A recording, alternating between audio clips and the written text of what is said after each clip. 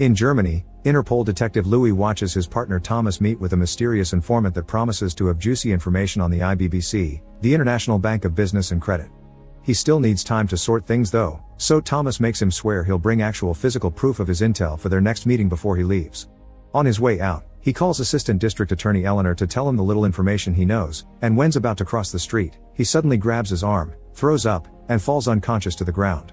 As soon as Louis notices this, he runs toward Thomas to check on him, but he ends up being hit by a car and falls unconscious as well.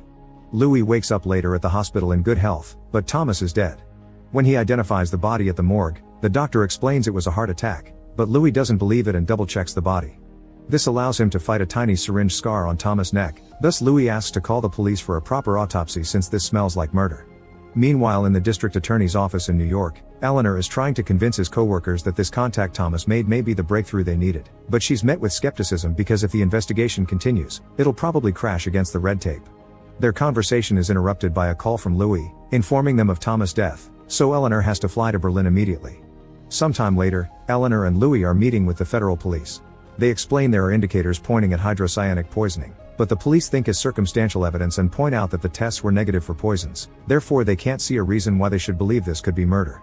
Eleanor and Louis have no choice but to confess that they've been investigating the IBBC for 2 years since they received correlated intelligence indicating that this bank has become the choice for things like money laundering, terrorism, and arms trading. The informant Thomas met, who they still don't know the identity of, may have also died or disappeared because they haven't been able to contact him for 12 hours. The cops aren't happy they weren't told about any of this before and explain that without better evidence than random theories, pursuing the IBBC won't happen in Germany. They also remind Louis to be careful with his actions because of his history. On their way back to the hotel, Eleanor wants to know what Louis did in the past for a warning like that, but Louis refuses to explain.